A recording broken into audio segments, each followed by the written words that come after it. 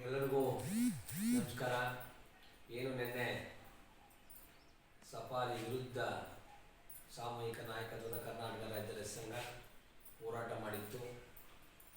ಅದನ್ನು ವಿಷಯನ ತಿಳ್ಕೊಂಡು ಅಲ್ಲಿನ ಅರಣ್ಯ ಅಧಿಕಾರಿಗಳು, ಭ್ರಷ್ಟ ಅರಣ್ಯ ಅಧಿಕಾರಿಗಳು ರೆಸಾರ್ಟ್ ಮಾಲೀಕರ ಎಂಜಿನ್ ಕಾಸಿಗೆ ಕೈಗೊಂಡು ಏನು ಸರ್ಕಾರದ ಸಂಬಳ ತಗೋತೀವಿ ಅನ್ನೋದು ಅರಿವಿಲ್ಲದೆ ಅವ್ರ ಮಾತುಗಳನ್ನ ಕೇಳಿ ಅವ್ರನ್ನ ಒಳಗಡೆ ಇಟ್ಕೊಂಡು, ಸಫಾರಿ ಕೇಂದ್ರದ ಒಳಗಡೆ ಇಟ್ಕೊಂಡು ನಮ್ಮ ಮೇಲೆ ಎತ್ಕಟ್ಟಿ ರೈತ ಸಂಘವ್ರನ್ನ ಹೊಡಿಬೇಕು ಅಂತ ಏನೆಲ್ಲ ಪ್ಲ್ಯಾನ್ ಹಾಕೊಂಡಿದ್ದೋ ಇದ್ದರೂ ಇದು ಖಂಡನೀಯ.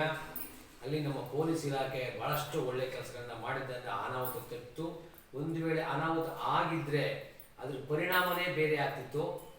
ರೆಸಾರ್ಟ್ ಎಲ್ಲ ಯಾವುದೂ ನಿಲ್ತಿಲ್ಲ. ಅದರ ಒಂದು ಚೂರು ನೀವು ರೈತ ಸಂಘದವ್ರಿಗೆ ಟಚ್ ಮಾಡಿದರೆ ಅದ್ರ ಕಥೆನೇ ಬೇರೆ ಆಗ್ತಿತ್ತು.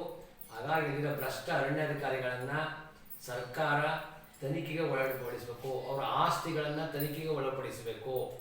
ನೀವು ತನಿಖೆಗೆ ಒಳಪಡಿಸ್ತಿದ್ರೆ ನಾವೇ ತನಿಖೆ ಮಾಡಬೇಕಾಗುತ್ತೆ. ಹಾಗಾಗಿ ಮುಂದಿನ ದಿನಗಳಲ್ಲಿ ಅವ್ರು ಏನೇನು ಭ್ರಷ್ಟಾಚಾರ ಮಾಡಿದ್ದಾರೆ, ಏನೇನು ಅವ್ಯವಹಾರ ಮಾಡಿದ್ದಾರೆ, ಅವರ ಮಾತಿನ ವೈಖರಿಗಳು ಯಾವ ರೀತಿ ಇತ್ತು, ನಿನ್ನೆ ಪ್ರತಿಭಟನೆ ಮಾಡಬೇಕಾದ್ರೆ ಅವ್ರ ಮಾತಿನ ವೈಖರಿಗಳೇ ಬೇರೆ ಇತ್ತು. ಹಾಗಾಗಿ ಅಲ್ಲಿಯ ಮುಖ್ಯಸ್ಥ DF ಪ್ರಭಾಕರನ್ ಸ್ಥಳಕ್ಕೆ ಬಂದಿಲ್ಲ.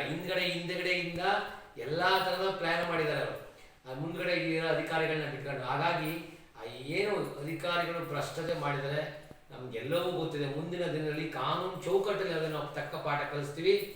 ನಾಳೆ ಎಲ್ಲ ರೈತರು ಆಯಾ ಗ್ರಾಮ ಪಂಚಾಯತಿ ಮುಂದೆ ಅವರು ಮೆಮೊರಾಂಡಮ್ ಕೊಡ್ತಾ ಇದ್ದಾರೆ.